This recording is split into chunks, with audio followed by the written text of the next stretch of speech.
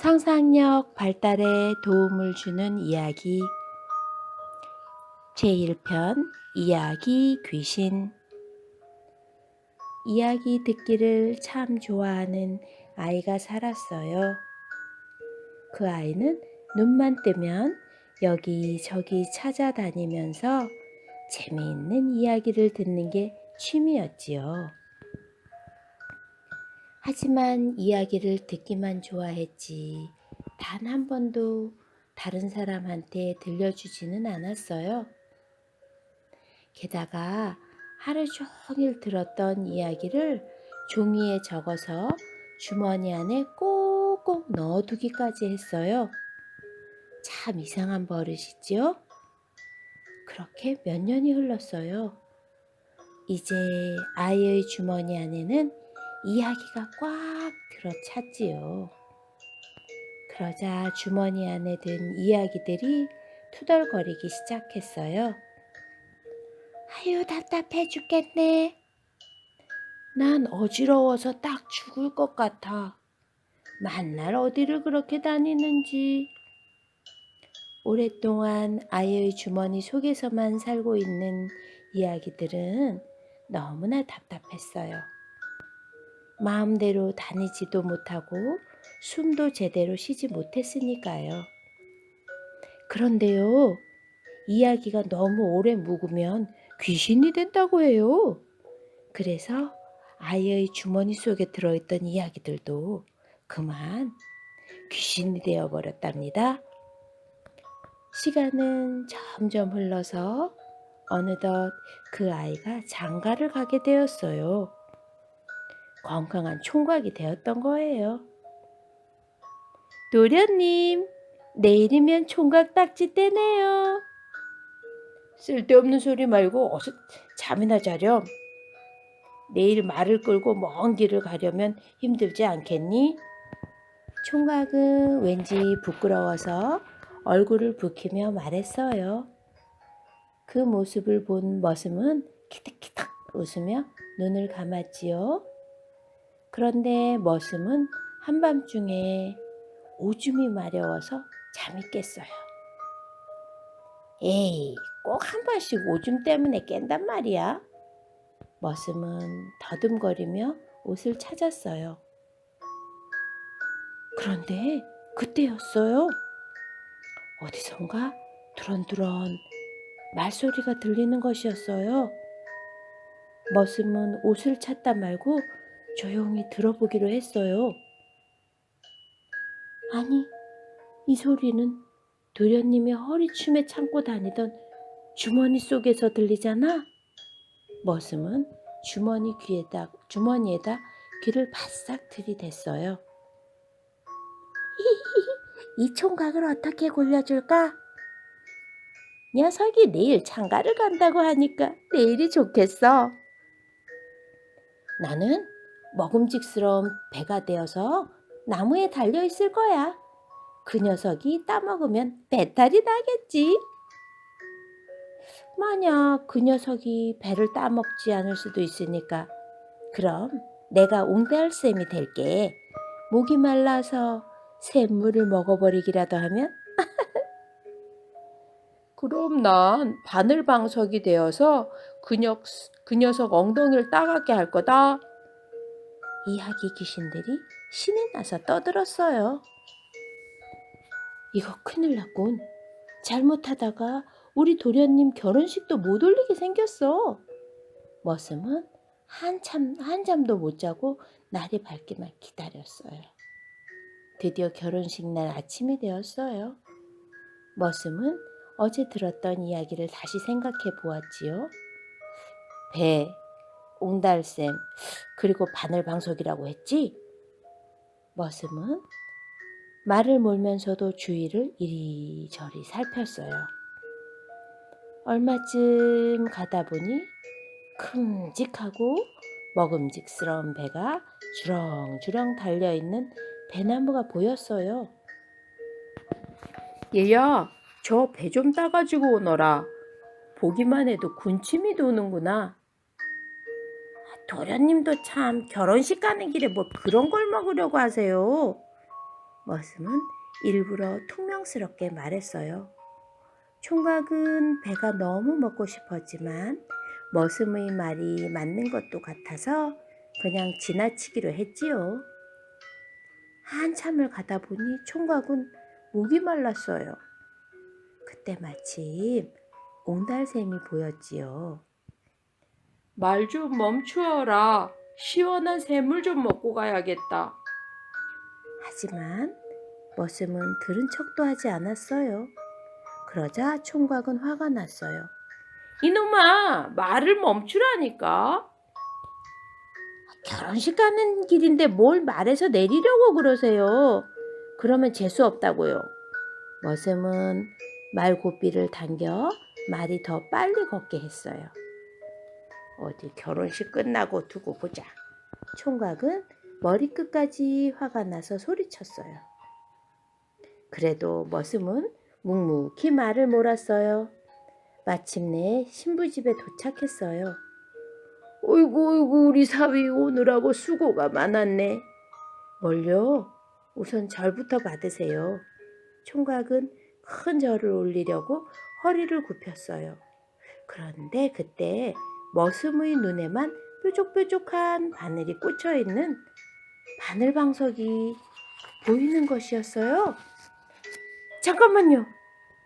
갑자기 머슴이 달려들면서 총각이 앉을 방석을 가로챘어요. 그러자 난리가 났지요.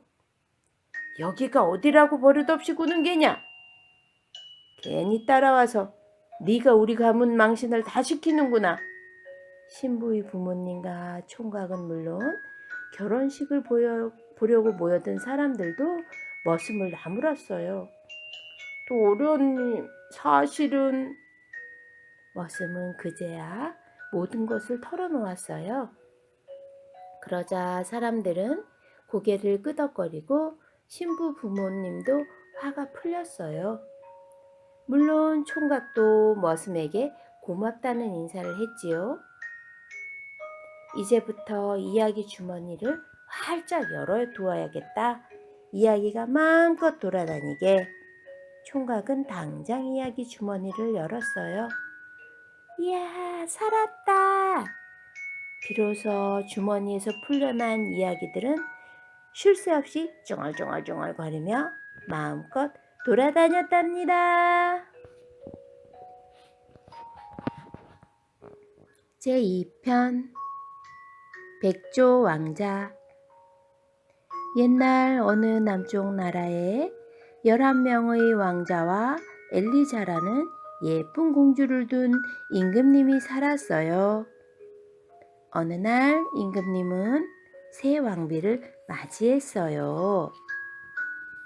그런데 새 왕비는 마음씨 나쁜 마녀였답니다. 새 왕비는 마법을 써서 왕자들을 백조로 만들어버리고 엘리자 공주를 내쫓았어요. 궁전에서 나온 엘리자 공주는 오빠들을 찾아서 숲속을 헤매고 다녔어요. 엘리자 공주가 어느 바닷가를 걷고 있을 때였어요. 저녁 노을이 빨갛게 바닷물을 비추고 있었어요. 왕관을 쓴 백조들이다. 어디선가 왕관을 쓴 백조들이 날아오더니 11명의 왕자로 변하는 것이었어요. 엘리자는 너무 기뻐서 오빠들에게 달려가 안겼어요. 우린 낮이면 백조가 되어 날아다니다가 밤에만 사람이 될 수 있단다. 날이 밝으면 우리가 사는 곳으로 가자. 우리가 나무 껍질로 튼튼한 그물을 만들면 너를 데리고 갈 수 있을 거야. 11명의 왕자들은 밤새 그물을 만들었어요. 그리고 해가 뜨자 엘리자를 태우고 바다를 건너 날아갔지요. 빨리 작은 섬이라도 찾아야 할 텐데 그렇지 않으면 우리 모두 바다에 빠져 죽고 말 거야. 날이 어두워지자 엘리자는 속으로 기도했어요. 드디어 오빠들은 어느 외딴 섬에 도착했어요. 엘리자와 오빠들은 조그만 동굴에서 지내기로 했지요. 그날 밤이었어요. 엘리자는 꿈속에서 요정을 만났어요. 엘리자, 오빠들에게 쐐기풀로 만든 옷을 입히면 마법이 풀릴 거예요. 하지만 옷이 다 만들어질 때까지 절대로 말을 해서는 안 돼요. 말을 하면 오빠들은 모두 죽고 만답니다. 다음 날부터 엘리자는 쐐기풀을 모으기 시작했어요.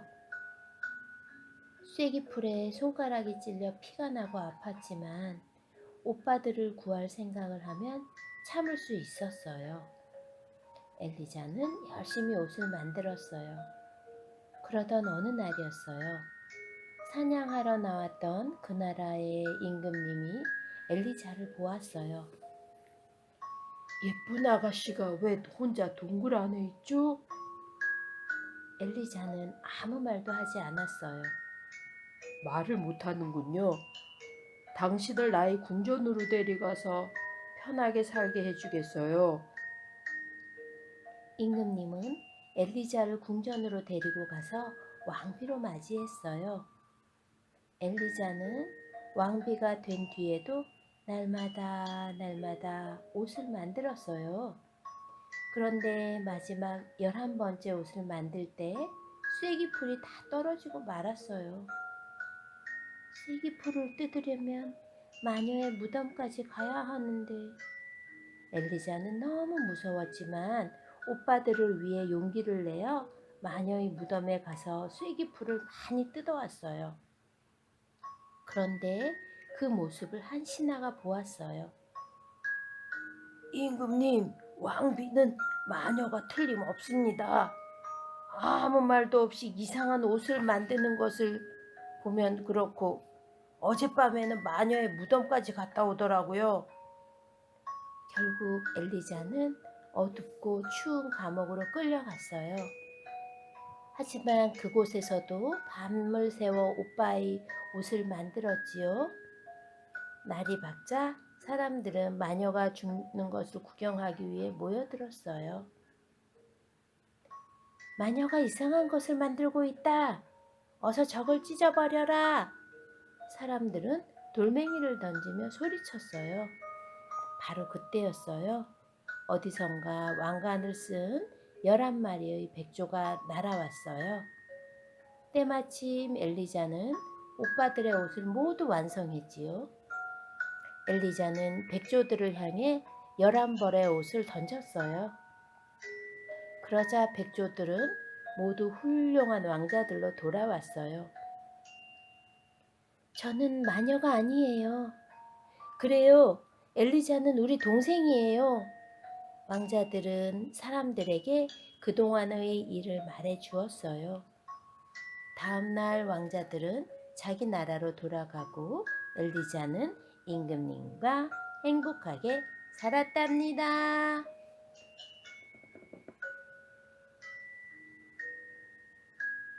상상력 발달에 도움을 주는 이야기 세 번째, 요술부채. 가난뱅이 영감과 부자 영감이 한 동네에서 살았단다. 두 사람은 서로 친구였지만 성격은 아주 많이 달랐어. 가난뱅이 영감은 무엇이든 생기면 자기보다 더 가난한 사람들에게 나누어줬지만 부자 영감은 제 것이든 남의 것이든 한 번 얻으면 다른 사람에게 주는 법이 없었어. 게다가 탐나는 물건만 있으면 무슨 짓을 해서라도 가져야만 하는 욕심쟁이였어. 하루는 식량이 다 떨어진 가난뱅이 영감이 부자 영감을 찾아갔어. 보리쌀이 있으면 좀 구워주구려. 우리 밭에 보리가 익으면 베어서 갚을 테니. 그러지 뭐. 부자 영감은 무슨 생각을 했는지 선뜻 보리쌀 한 가마를 구워주었어요. 그런데 가난뱅이 영감이 집에 와서 보니 보리에 모래가 반 이상 섞여 있지 뭐예요. 그래도 가난뱅이 영감은 화를 내지 않고 나중에 잘 익은 보리로 골라서 한 가마를 갚았어요. 그런데 기가 막힌 일이 벌어졌어요. 부자 영감이 난데없이 보리쌀 두 가마를 이자로 달라는 것이었어요. 보리쌀 두 가마를 주고 나면 나는 먹고 살 양식이 하나도 없다네. 그렇다면 나무라도 해다 주게. 올 여름 내내 매일 한 짐씩. 가난뱅이 영감은 하는 수 없이 나무를 한 짐씩 해다 줬어. 그러던 어느 날이었어. 초라한 차림의 노인이 가난뱅이 할아버지를 찾아왔어. 하룻밤 재워줄 수 있겠소?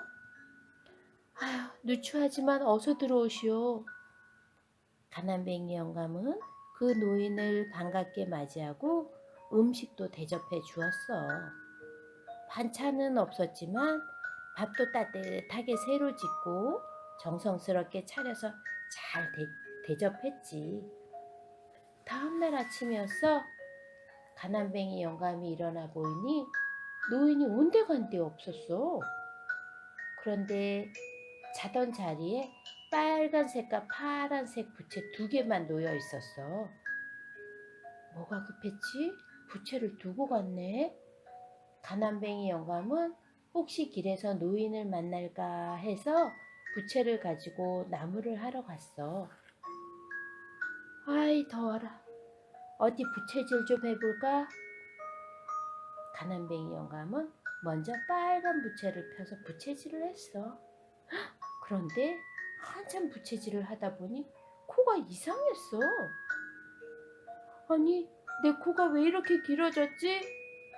깜짝 놀란 가난뱅이 영감은 파란 부채로 부채질을 해봤어. 그런데 이게 어떻게 된 일이야? 이번에는 코가 없어지고 말았어. 아무리 만져봐도 코가 밋밋했어. 그러고 보니 이게 요술부채였구나. 가난뱅이 영감은 다시 빨간 부채로 살살살 붙여 코를 제대로 고친 다음에 요술부채를 잘 접어서 지게에 올렸어. 그리고 나무를 한 짐에서 욕심쟁이 영감 집으로 갔지. 욕심쟁이 영감은 지게에 있는 요술부채를 보자 부채가 탐이 났어. 그 부채는 어디서 났나? 내 것이 아닐세. 주인을 만나면 돌려주려고 가지고 온 것뿐이네. 아주 값비싸 보이는데. 글쎄, 값은 잘 모르겠고 요술부채라는 것만 아네. 요술부채? 가난뱅이 영감은 나무하러 갔을 때의 일을 말해 주었어요. 그러자 욕심쟁이 영감은 떼를 쓰기 시작했어요.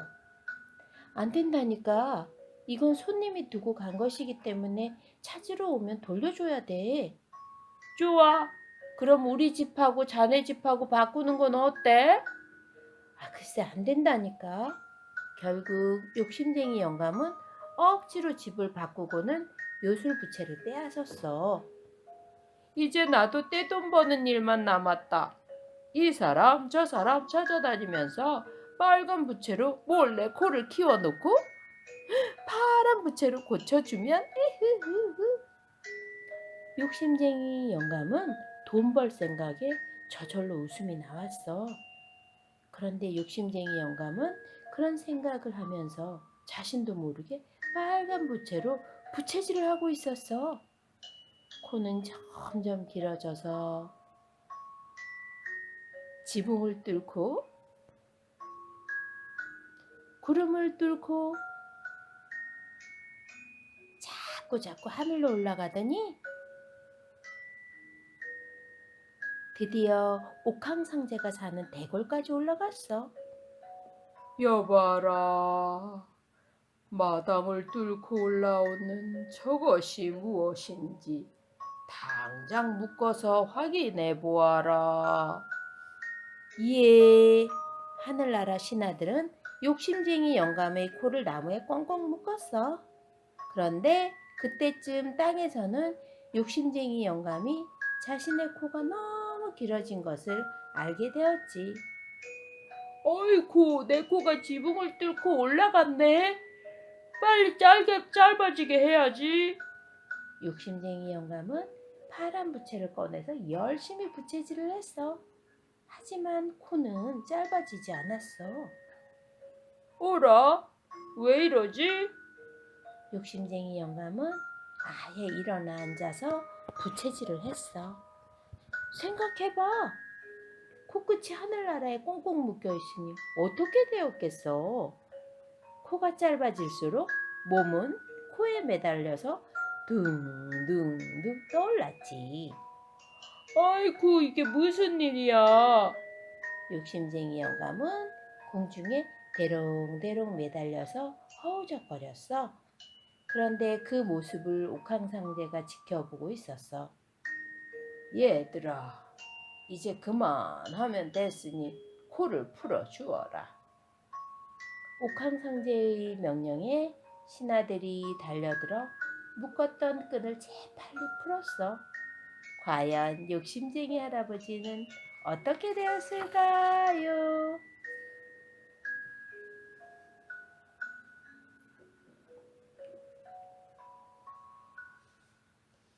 상상력 발달에 도움을 주는 이야기 네 번째. 꼬마 재봉사 니테치카. 먼 옛날 폴란드의 어느 마을에 꼬마 재봉사 니테치카가 살고 있었어요. 니테치카는 몸이 너무 가느다란 말라깽이여서 국수만 먹어야 했어요. 그래도 몇 가닥 안 되는 수염을 정성껏 닦고서 국수를 먹고 있는 모습은 정말 멋졌지요. 하지만 누가 뭐라 해도 니테치카에게는 한 가지 자랑거리가 있었는데 바로 훌륭한 바느질 솜씨였답니다. 하루는 발을 다친 점장이가 니테치카를 찾아왔어요. 니테치카는 불쌍한 점쟁이의 발을 정성껏 꿰매 주었지요. 고마워요. 그 보답으로 제가 점을 봐드릴게요. 일요일이 되면 서쪽으로 길을 떠나세요. 그러면 당신은 몸이 술통처럼 큰 왕이 될 거예요. 일요일이 되자 니테치카는 짐을 챙겼어요. 바늘 100개, 실을 많이 감은 실패와 골무, 가위, 다리미, 줄자. 서쪽은 해가 지는 쪽이니까 해를 따라가면 되겠군. 니테치카는 언덕으로 올라갔어요. 그때 바람이 불어 니테치카를 붕 들어 올렸어요. 이야, 바람을 타고 날아가는 것도 꽤 재밌는걸? 하지만 니테치카는 곧 허수아비 팔로 뚝 떨어지고 말았어요. 아니, 이게 뭐야? 멋쟁이 허수아비가 눈을 부릅뜨며 말했어요. 그러자 니테치카는 얼른 공손하게 인사를 했어요. 저는 꼬마 재봉사 니테치카입니다. 제가 잘못한 게 있으면 용서해 주십시오. 허허허허, 괜찮네. 당신같이 예의 바른 친구를 만나 오히려 기분이 좋군. 멋쟁이 허수아비는 껄껄껄 웃으며 니테치카의 손을 잡아주었어요. 그런데 어디로 가는 길인가? 예, 왕이 되려고 서쪽으로 가고 있어요. 그거 참 신나는 일이겠군. 나도 따라가고 싶은데 이 옷 때문에. 니테치카는 허수아비의 옷을 말끔하게 꿰매 주었어요. 그리고 함께 서쪽으로 걸어갔어요. 얼마나 걸어갔을까요? 하루 종일 비가 내리고 있는 마을이 나타났어요. 바로 이웃 마을은 해가 쨍쨍 내리쬐고 있는데 웬일인지 그 마을에는 주룩주룩 비가 내리고 있었어요. 난 들어가지 않겠어. 모자가 젖으면 옷맵시가 나지 않거든. 저도 저렇게 비가 많은 나라의 왕이 되고 싶지는 않아요. 그때 물에 푹 젖은 한 사람이 달려왔어요. 나는 이 마을 대표예요. 제발 우리 좀 도와주세요. 무슨 일이죠? 일주일 전에 임금님이 돌아가셨는데 그때부터 지금까지 비가 쏟아지고 있어요. 제발 비 좀 그치게 해주세요. 니테치카는 고개를 흔들었어요. 아무리 뛰어난 재봉사라도 하늘의 비를 멈추게 할 방법은 없으니까요. 그런데 조금 뒤 니테치카가 갑자기 무릎을 탁 쳤어요. 알았다, 알았어. 왜 저렇게 많은 비가 내리는지. 니테치카는 허수아비 귀에다가 귓속말을 했어요. 비가 이렇게 내리는 건 돌아가신 임금님의 몸이 너무 뚱뚱했기 때문이에요. 임금님이 하늘로 올라갈 때 구름에 구멍이 생긴 거라고요. 마을 대표는 니테치카를 궁전으로 데리고 갔어요. 궁전에서는 공주가 흐느껴 울고 있었어요. 마음씨 착한 니테치카는 공주를 위로해 주었어요. 공주님, 제가 비를 멈추게 해볼게요. 그러니 그만 울음을 그치세요. 정말 고마운 분이군요. 당신이 만약 비를 멈추게 한다면 전 당신과 결혼하겠어요. 왕의 자리도 당신에게 주고요. 정말이세요, 공주님? 니테치카는 얼른 시장으로 달려갔어요. 그리고 시장에 있는 사다리를 모조리 사 모았지요. 허수아비는 사다리들을 줄줄이 이었어요. 이야, 이 정도면 하늘까지 올라갈 수 있겠어. 니테치카는 이 세상에서 가장 긴 사다리를 타고 조심조심 올라갔어요. 온 마을 사람들이 사다리 밑을 받쳐주었고 허수아비는 실이 많이 감긴 실패를 풀어주었어요. 마침내 하늘 밑바닥에 다다른 니테치카는 커다란 구멍을 발견했어요. 그 구멍에서 빗물이 폭포처럼 쏟아져 내리고 있었는데 구멍가에는 찢어진 하늘 조각이 너덜너덜 붙어 있었어요. 니테치카는 찢어진 하늘 조각을 하나하나 잘 맞춘 뒤 정성껏 꿰맸어요. 그러자 빗물이 조금씩 줄어들기 시작했어요. 이건 힘이 들긴 하지만 정말 보람 있는 일이야. 니테치카는 무척 힘이 들었어요. 손가락이 뻣뻣해지고 다리가 후들거렸지요.